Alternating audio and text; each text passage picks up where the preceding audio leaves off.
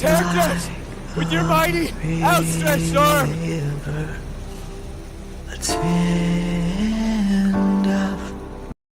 लिखा है कि तब परमेश्वर ने इस द्वार को बंद कर दिया। लोग चिल्ला रहे थे, लोगों की आवाजें नोहा तक जा रही थी, लेकिन परमेश्वर ने इस द्वार को बंद कर लिया। अजीजों, परमेश्वर ये नहीं करना चाहता था, वो सबको बचाना चाहता था। आज भी परमेश्वर सबको बचाना चाहता है। परमेश्वर नहीं चाहता कि किसी का नाश हो, इसलिए उसने उस जहाज को बनाने के लिए लगभग 120 साल दिए कि अब ये लोग वापस आएंगे, अब ये लोग पश्चाताप करेंगे, अब ये लोग रिपेंटेंस करेंगे, अपनी पुरानी जिंदगी को छोड़ेंगे और वापस आएंगे।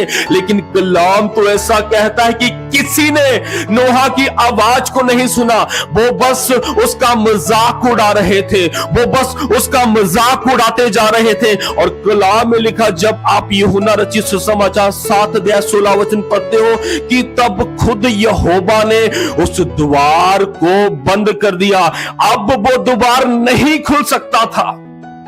वो जितना मर्जी चिल्लाते, वो जितना मर्जी सिफारिश डालते, वो जितना मर्जी पैसे लेकर आते, वो जिस व्यक्ति की भी सिफारिश डालते, उस दरवाजे को परमेश्वर नहीं खोलने वाला था। बिकॉज परमेश्वर ने उनको इतना टाइम दिया। परमेश्वर हम सबको टाइम दे रहा है। अभी अजीजों, हम भी उस आर्क की तरह है, नोहा की आर्क की तरह है, उस नाव की तरह है। आज हमारे पास टाइम है कि हम परमेश्वर के पास आ जाएं। वो नाव यीशु मसीह है। अगर हम यीशु मसीह के पास आएंगे अपनी पुरानी जिंदगी को छोड़कर, तो वो हमें सीने से लगाएगा। हमें बाहर चिल्लाना नहीं पड़ेगा कि द्वार को खोलो, हम अंदर आना चाहते। वो खुद हमारे लिए द्वार बनेगा, वो खुद उस द्वार को खोलेगा और हम अंदर जाएंगे और हम बच जाएंगे, हमारा परिवार बच जाएगा। इसकी बेस्ट एग्जांपल आप लूका रचित सुसमाचार 15 अध्याय में पढ़ते हो। कलाम में लिखा कि एक व्यक्ति था जिसके 2 बेटे थे। एक ने डिसाइड किया कि मैं अपने पिता के साथ रहूंगा, और दूसरे ने डिसाइड किया कि नहीं, मैं इन पैसों से अपनी जिंदगी खुद जीऊंगा, अपने अनुसार जीऊंगा।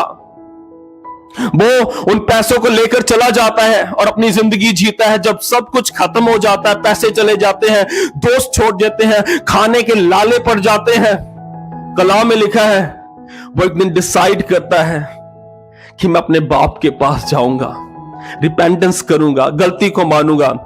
आप उस पैसेज को पढ़कर देखिए, आपने बहुत बार पढ़ा होगा। कलाम में लिखा है कि जब वो बच्चा सोच लेता है कि मैं रिपेंटेंस करूंगा, बाप के पास वापस जाऊंगा, कलाम में लिखा है कि उसका बाप उसे सीने से लगाता है, उसे गले से लगाता है, उसका वेलकम करता है, उसे अच्छे कपड़े देता है, फंक्शन लगाता है, एंड ही जस्ट उसका वेलकम करता है, उसे एक्सेप्ट करता है। आज समय है अजीजों, इससे पहले बहुत देर हो जाए, इससे पहले परमेश्वर खुद उस द्वार को बंद कर दे, हमें अपना रिपेंटेंस कर कर वापस आना चाहिए। परमेश्वर ने नोहा के परिवार को बचाया, एक भी व्यक्ति का नुकसान नहीं हुआ। जितनी भी चीजें उस नाव में थी, छोटे से लेकर बड़े एनिमल्स तक, जानवरों तक, किसी का भी कोई बाल बाका नहीं हुआ।